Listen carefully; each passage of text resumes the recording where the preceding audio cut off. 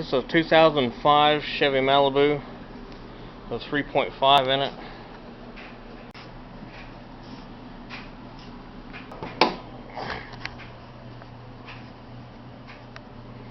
It's in here, complaint of brake pedal pulsation, new set of calipers,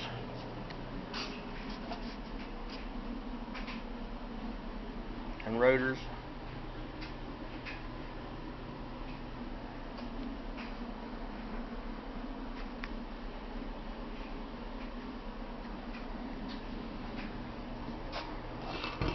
If the new ones aren't warped. And I'll have to drain a little brake fluid out of it when I put the calipers on. So the front brakes will have to be bled a little bit. First thing I'll want to do is hook the air up.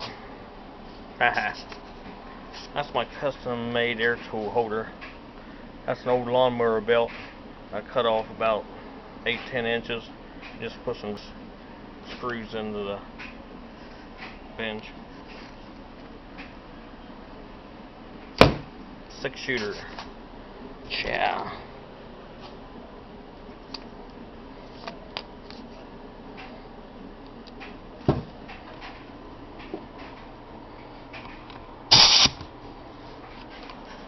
The first thing I want to do is raise and support the car on jack stands. And the second thing I want to do, put a 19mm socket on this and take this wheel off. I'm going to start this removal process with a drain pan under the caliper.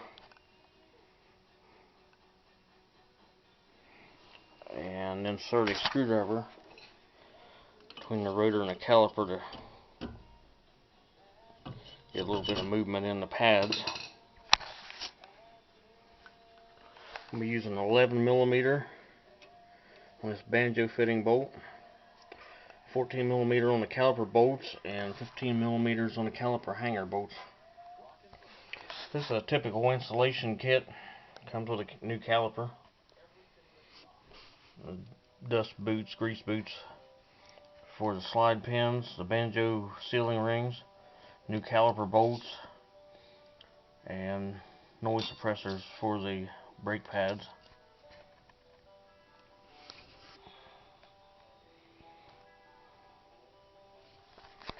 I'm going to break this banjo fitting loose first, so while it's mounted, the caliper's got something to hold on to.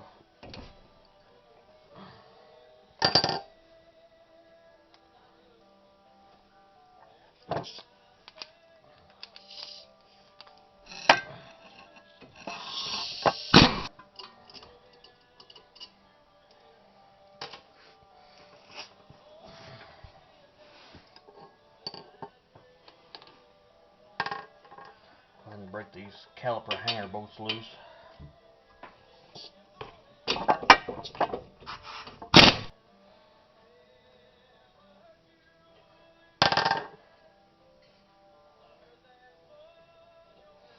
Pull this banjo bolt out.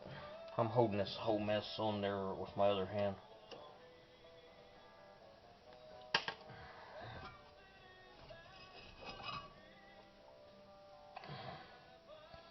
This caliper's still full of fluid.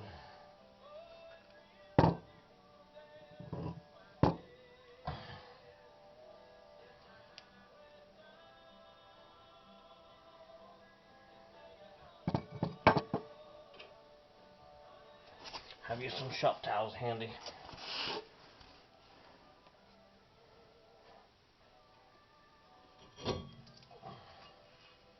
I suppose this rotor's warped.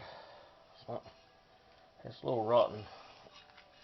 I'm going to take a wire brush in between these studs. Make sure your brake fluid master cylinder is full of fluid while it's sitting dripping. I'm letting this drip out to get any moisture out of the system.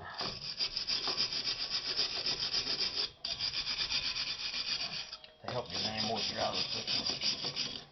Be sure and check the diameter of your rotors when you get them. comparing to the old ones.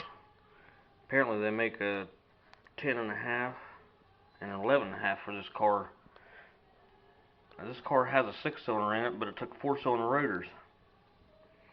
Took the 10.5 instead of the 11.5, which is on the 6-cylinder. And a year newer or older wasn't the same. Check your rotor diameter before you install it, or your caliper won't sit on there. Some prep work you need to do before getting too far into the job is to degrease these rotors. They usually have rust protection on them with some brake cleaner, preferably non-chlorinated brake cleaner. Degrease both sides of it.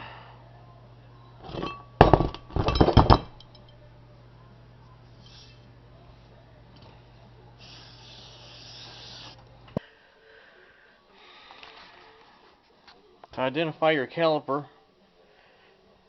they both mount this way on this right side.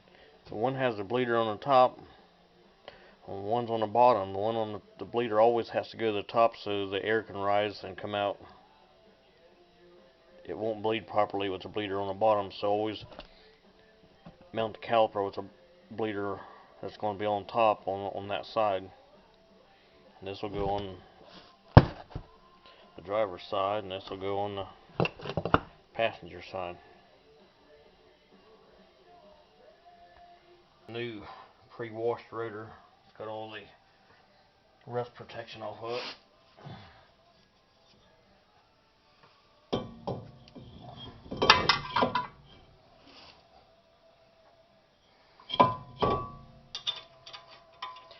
I'll stick a lug nut back on there just to keep stuff from falling down behind it.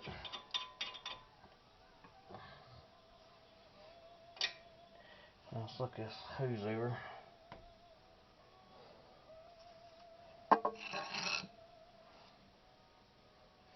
Pick the old sealing rings off of it.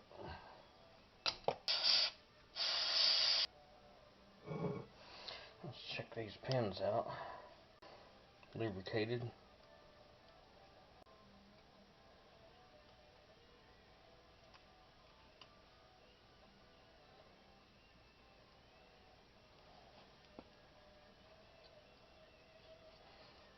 Check the pads for free movement through those sliders. Reasonably free. They shouldn't be hanging up. A little restriction to keep noise down. There's really no rust under. The lube's good on this, so this is a salvageable piece. The 15mm caliper hanger bolts torqued to 85 foot-pounds.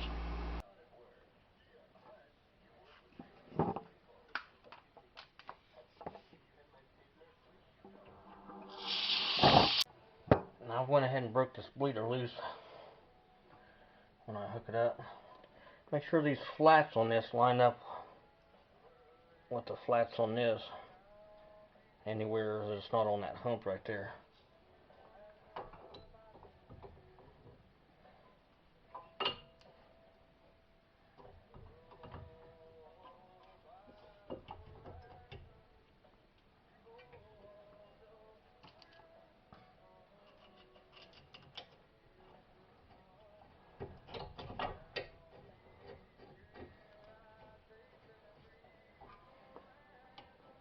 Make sure your banjo bolt's clean and your sealing washers are clean. One sealing washer on the top, one on the bottom.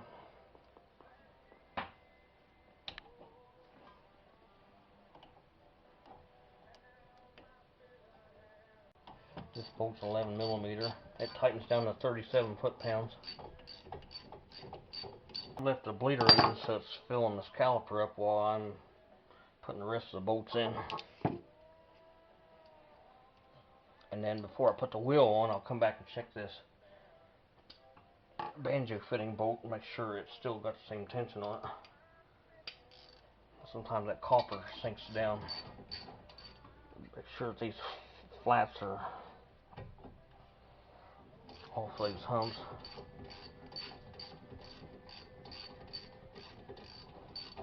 To hold it from turning and to keep from it getting cockeyed in there. These bolts torque to 26 foot-pounds. Now the fluid's starting to run out of the bleeder, so it's almost bled itself. Got most of the air out of it. Go ahead and seal that off. I've let a pretty good bit of fluid leak out of it in case there's any moisture in the system.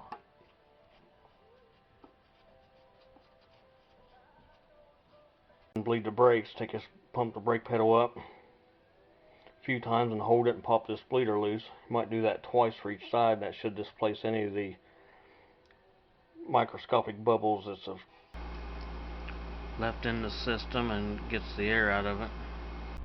Put your wheel back on, torque to 100 foot-pounds.